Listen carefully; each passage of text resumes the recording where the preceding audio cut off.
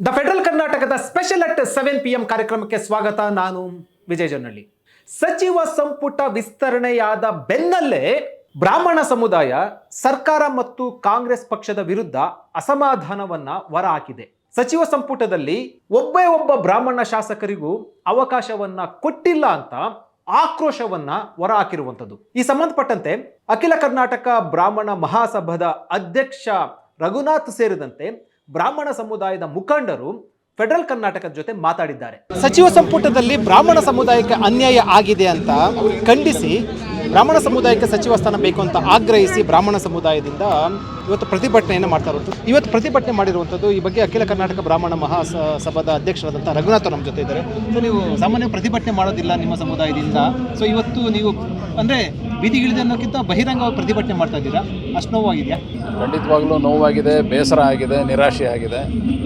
ಯಾಕೆಂದರೆ ಕಳೆದ 70 ವರ್ಷದ ಈ ಕರ್ನಾಟಕ ರಾಜ್ಯದ ಇತಿಹಾಸದಲ್ಲಿ ಯಾವುದೇ ಸರ್ಕಾರ ಇರಲಿ, ಸಚಿವ ಸಂಪುಟ ರಚನೆ ಆದಂಥ ಸಂದರ್ಭದಲ್ಲಿ ಬ್ರಾಹ್ಮಣರನ್ನ ಕೈಬಿಟ್ಟಿರಲಿಲ್ಲ. ಇದೇ ಮೊಟ್ಟ ಮೊದಲ ಬಾರಿಗೆ ಬ್ರಾಹ್ಮಣರನ್ನ ಬಿಟ್ಟು ಸರ್ಕಾರ ರಚನೆ ಆಗಿದೆ. ಹಾಗಾಗಿ ಬ್ರಾಹ್ಮಣರನ್ನ ಕಡೆಗಣಿಸಿದ್ದಕ್ಕಾದರೂ ಏನು ಕಾರಣ ನಮಗೆ ಗೊತ್ತಾಗಿಲ್ಲ. ಸಾಮಾಜಿಕ ನ್ಯಾಯ ಅಂತ ಹೇಳುವಂಥ ಸಂದರ್ಭದಲ್ಲಿ ಬ್ರಾಹ್ಮಣರನ್ನ ಹೊರಗಿಟ್ಟರೆ ಸಾಮಾಜಿಕ ನ್ಯಾಯ ಅಗತ್ಯ, ಅದು ನಮಗೆ ಗೊತ್ತಿಲ್ಲ. ಈ ದೃಷ್ಟಿಯಲ್ಲಿ ನಾವು ಇವತ್ತು ಪ್ರತಿಭಟನೆಯನ್ನು ಹಮ್ಮಿಕೊಂಡು ಸರ್ಕಾರದ ಗಮನ ಸೆಳಿಬೇಕು ಅಂತಿದ್ದೀವಿ. ಸರ್ಕಾರ ಯಾರನ್ನ ಗೌರವಾನ್ವಿತ ಮುಖ್ಯಮಂತ್ರಿಗಳು ಯಾರನ್ನ ಸಚಿವರನ್ನಾಗಿ ಮಾಡಬೇಕು ಅನ್ನೋದು ಅವ್ರಿಗೆ ಸಂಬಂಧಪಟ್ಟದ್ದು, ಮತ್ತು ಅದೇ ರೀತಿಯಲ್ಲಿ ಕಾಂಗ್ರೆಸ್ ಪಕ್ಷಕ್ಕೆ ಸಂಬಂಧಪಟ್ಟಂಥ ವಿಚಾರ ಯಾರನ್ನ ಸಚಿವರನ್ನಾಗಿ ಮಾಡಬೇಕು ಅಂತ ಆ ವಿಚಾರದಲ್ಲಿ ನಾವು ಮಾತನಾಡೋಕ್ಕೆ ಇಷ್ಟಪಡೋದಿಲ್ಲ. ಆದರೆ ಇರ್ತಕ್ಕಂಥ 3 ಜನ ಶಾಸಕರಿದ್ದಾರೆ. ಈ 3 ಜನ ಶಾಸಕರಲ್ಲಿ ಕೂಡ ಒಬ್ಬರನ್ನೂ ಸಚಿವರನ್ನಾಗಿ ಮಾಡಲಿಲ್ವಲ್ಲ ಅನ್ನೋದು ಒಂದು ಬೇಸರ ಇದೆ. ಇದು ಮುಂದಕ್ಕೂ ಕೂಡ ಇದೇ ಪರಂಪರೆ ಮುಂದುವರಿಬಾರ್ದು ಅನ್ನೋ ಒಂದು ಕಾರಣಕ್ಕೋಸ್ಕರ ಇವತ್ತು ನಾವು ಪ್ರತಿಭಟನೆಯನ್ನು ಮಾಡಿದ್ದೀವಿ. ಇವಾಗ ಖಾಲಿ ಇರುವಂಥದ್ದು ಒಂದು ಸ್ಥಾನ ಇರುವಂಥದ್ದು, ಈಗಲೂ ವಿಶ್ವಾಸ ಇದೆಯಾ ನಿಮ್ಗೆ ಸಿಗುತ್ತೆ ಅನ್ನುವಂಥದ್ದು?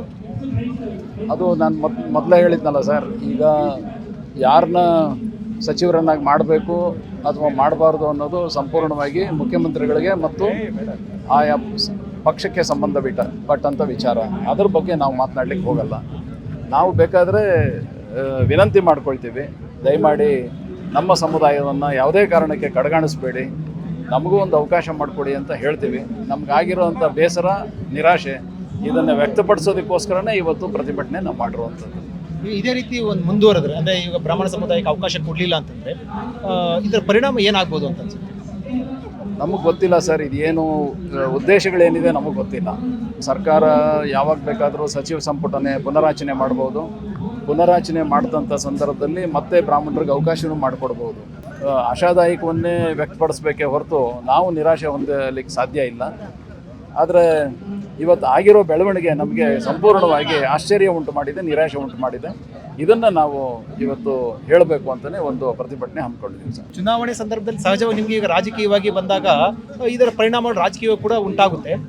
ಮುಂದಿನ ವಿಧಾನಸಭಾ ಚುನಾವಣೆಯಲ್ಲಿ ಈಗ ಬ್ರಾಹ್ಮಣ ಸಮುದಾಯಕ್ಕೆ ಸಚಿವ ಸ್ಥಾನ ಕೊಡದ ಹಿನ್ನೆಲೆಯಲ್ಲಿ ಮುಂದಿನ ವಿಧಾನಸಭಾ ಚುನಾವಣೆಯಲ್ಲಿ ಇದರ ಒಂದು ರಿಫ್ಲೆಕ್ಷನ್, ಇದರ ಒಂದು ಪರಿಣಾಮ ಆಗಬಹುದು ಅಂತ ಅನ್ಸುತ್ತಾ ಅಥವಾ ಆಗುತ್ತಾ? ಗೊತ್ತಿಲ್ಲ ಸರ್, ಜನ ಯಾವ ರೀತಿ ತೀರ್ಮಾನ ತಗೊಳ್ತಾರೆ ನಮಗೆ ಗೊತ್ತಿಲ್ಲ.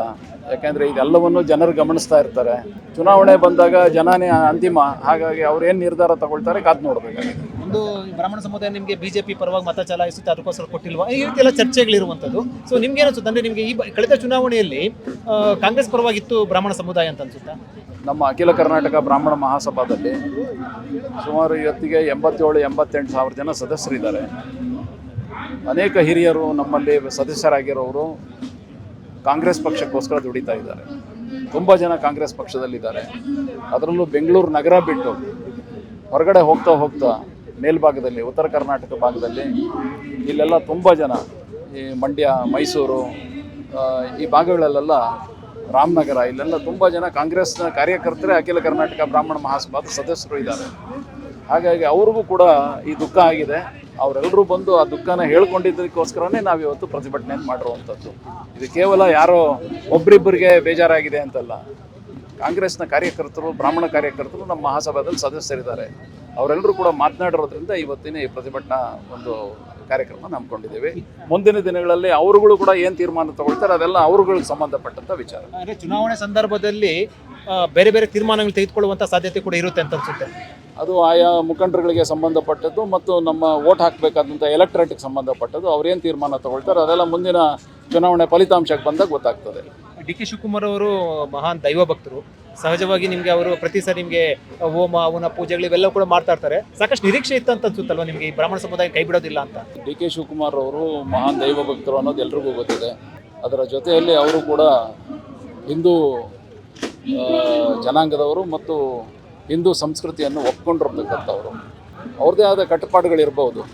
ಹಾಗಾಗಿ ಅವ್ರದ್ದು ಏನೇನು ವಿಚಾರಗಳಿದೆ ಅವ್ರ ಮುಂದೆ, ಅವ್ರು ಯಾತಕ್ಕೋಸ್ಕರ ಬ್ರಾಹ್ಮಣರನ್ನ ಈ ಒಂದು ಸಚಿವ ಸಂಪುಟದಿಂದ ಕೈ ಬಿಡೋದಕ್ಕೆ ನಿರ್ಧಾರ ತಗೊಂಡ್ರು ಅದು ಅವರಿಗೆ ಗೊತ್ತಿರ್ತದೆ ಮತ್ತು ಅವರ ಪಕ್ಷಕ್ಕೆ ಗೊತ್ತಿರ್ತದೆ. ಆ ವಿಚಾರದಲ್ಲಿ ನಾವು ಕಮೆಂಟ್ ಮಾಡೋದು ಸರಿಯಲ್ಲ ಅಂತ ನನ್ನ ಭಾವನೆ. ಅಂದ್ರೆ ಯಾಕೆ ಬ್ರಾಹ್ಮಣ ಸಮುದಾಯ ಜೋರಾಗಿ ಕೇಳ್ತಾ ಇಲ್ಲ? ಅಂದ್ರೆ ಕೊಟ್ಟರೆ ಕೊಡ್ಲಿ, ಬಿಡ್ಲಿ ಅನ್ನೋ ರೀತಿಯಲ್ಲಿ, ಕೊಡಿಲ್ಲ ಅಂದ್ರೆ ಪರವಾಗಿ ನಡೆಯುತ್ತೆ ಅನ್ನೋ ರೀತಿಯಲ್ಲಿ ಅಂದ್ರೆ ಇರುತ್ತಾ? ಇಲ್ಲ, ನಮ್ಮಲ್ಲಿ ಕೊಟ್ಟರೆ ಕೊಡಿ ಬಿಟ್ಟರೆ ಬಿಡಿ ಅನ್ನೋದಲ್ಲ. ನಿಲುವು ಮೊದಲಿಂದನೂ ಏನಂದ್ರೆ ನಮಗೆ ಮೊದಲಿಂದನೂ ಪ್ರಾಶಸ್ತ್ಯ ಕೊಟ್ಕೊಂಡು ಬಂದಿದ್ದಾರೆ. ಈ ಬಾರಿ ಕೊಟ್ಟಿಲ್ಲ ಅನ್ನೋದೇ ಆಶ್ಚರ್ಯ ಸಂಗತಿ. ಹಾಗಾಗಿ ಮೊದಲನೇ ಬಾರಿ ಇದನ್ನು ನಾವು ಅನುಭವಿಸ್ತಾ ಇದ್ದೀವಿ. ಮುಂದೆ ಇದರ ಬಗ್ಗೆ ಎಲ್ಲರೂ ಇದನ್ನು ಬೇರೆ ರೀತಿಯಲ್ಲಿ ವಿಶ್ಲೇಷಿಸಿ ಆಮೇಲಿಂದ ಬೇರೆ ರೀತಿಯಲ್ಲಿ ಒಂದು ಚರ್ಚೆಗೆ ತಗೋಬೇಕಾಗತ್ತೆ.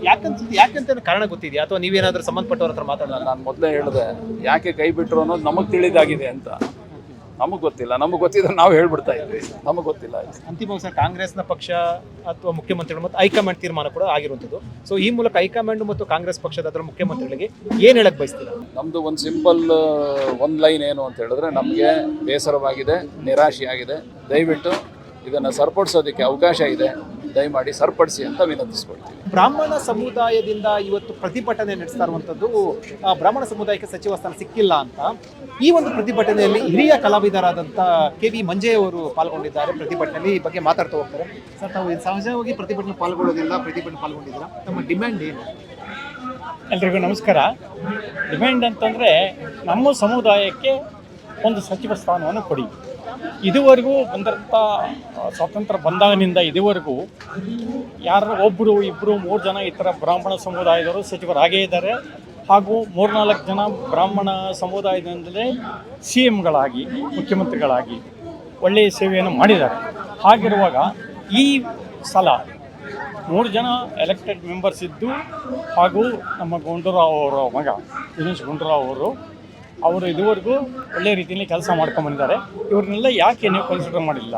ಅದರಿಂದ ದಯವಿಟ್ಟು ಒಬ್ಬರಿಗಾದರೂ ನೀವು ಒಂದು ಮಾನ್ಯತೆಯನ್ನು ಕೊಟ್ಟು ಒಬ್ಬರನ್ನ ಸಚಿವರನ್ನಾಗಿ ಮಾಡಲೇಬೇಕು ಅಂತಕ್ಕಂಥ ಒಂದು ಬೇಡಿಕೆ ನೀಡ್ತಾ ಇದ್ದೀವಿ ಹೊರತು ಇದು ಯಾವ ರೀತಿ ಒಂದು ಬಹಿಷ್ಕಾರ ಆಗಲಿ ಅಥವಾ ಒಂದು ಧಿಕ್ಕಾರ ಆಗಲಿ ಅಲ್ಲ. ನಮ್ಮದು ಏನಿದ್ರು ಬೇಡಿಕೆ, ರಿಕ್ವೆಸ್ಟ್ ಅಷ್ಟೇ. ಸರ್ವೇ ಜನ ಸುಖಿನೋ ಭವಂತು, ಬ್ರಾಹ್ಮಣರ ಒಂದು ಇದಿರೋದೇ ಹಾಗೆ. ಸರ್ವಜನ ಸುಖಿನೋ ಭವಂತು ಅನ್ನುವಂಥದ್ದು, ತಾವು ಪೂಜೆಗಳು ಮಾಡುವಂಥದ್ದು, ಹೋಮಗಳು ಮಾಡೋದು ಎಲ್ಲವೂ ಕೂಡ. ಈಗ ಅಂತ ಹೋಮ ಮಾಡುವಂಥ ಬ್ರಾಹ್ಮಣರು ಈಗ ಬೀದಿಗೆ ಬಂದು ಒಂದು ಡಿಮ್ಯಾಂಡ್ ಅನ್ನು ಕೇಳ್ತಾ ಇದ್ದಾರೆ ಮುಖ್ಯಮಂತ್ರಿಗಳಿಗೆ ಅಂತಂದ್ರೆ, ಸೊ ಇದು ಮುಂದೆ ಯಾವ ರೀತಿ ಪರಿಣಾಮ ಬೀರ್ಬೋದು? ನೋಡ್ತೀವಿ, ಕಾದು ನೋಡ್ತೀವಿ.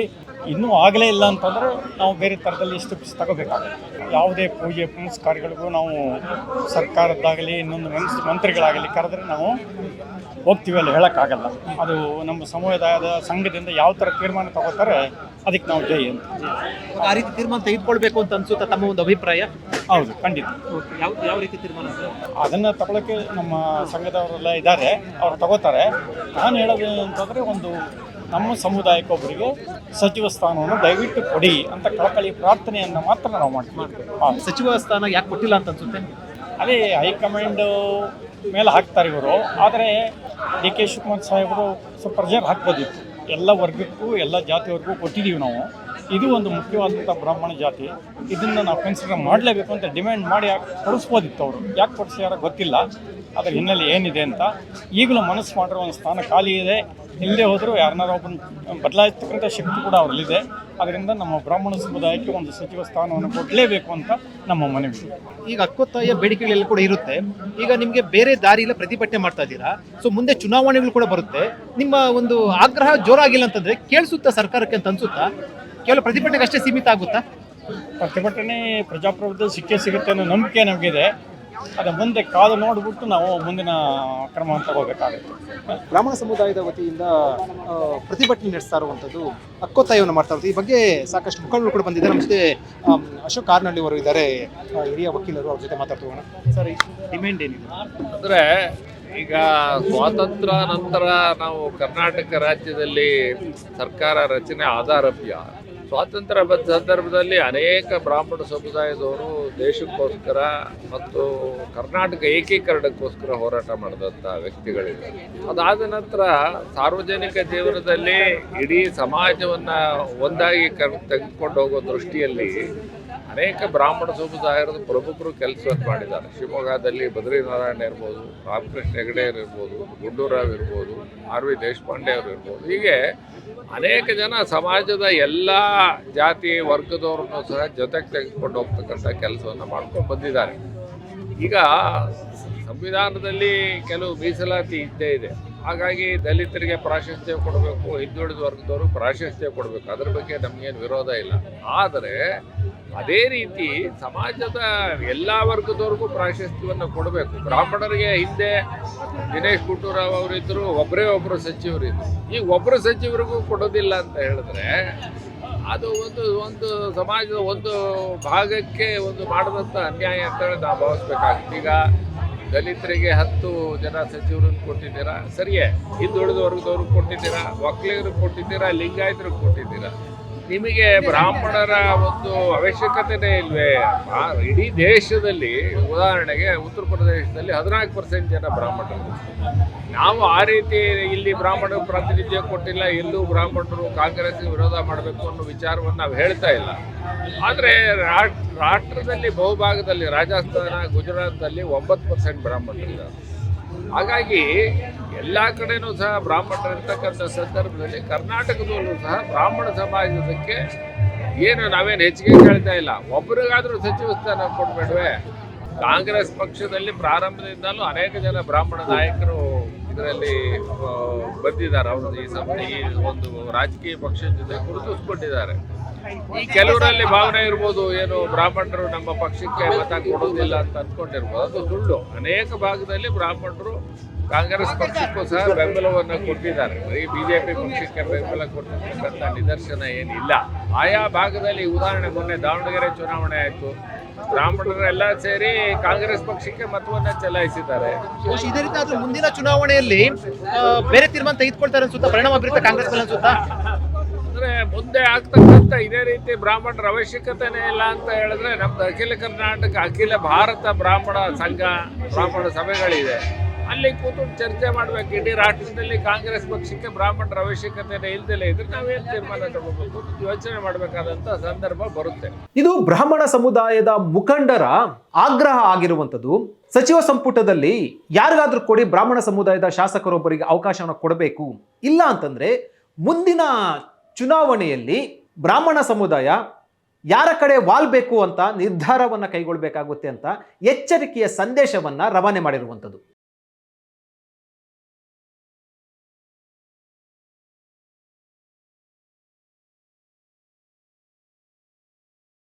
ಸುದ್ದಿ ಅಪ್ಡೇಟ್ಗೆ ಈಗಲೇ the federal Karnataka YouTube page ಅನ್ನು ಸಬ್ಸ್ಕ್ರೈಬ್ ಮಾಡಿ.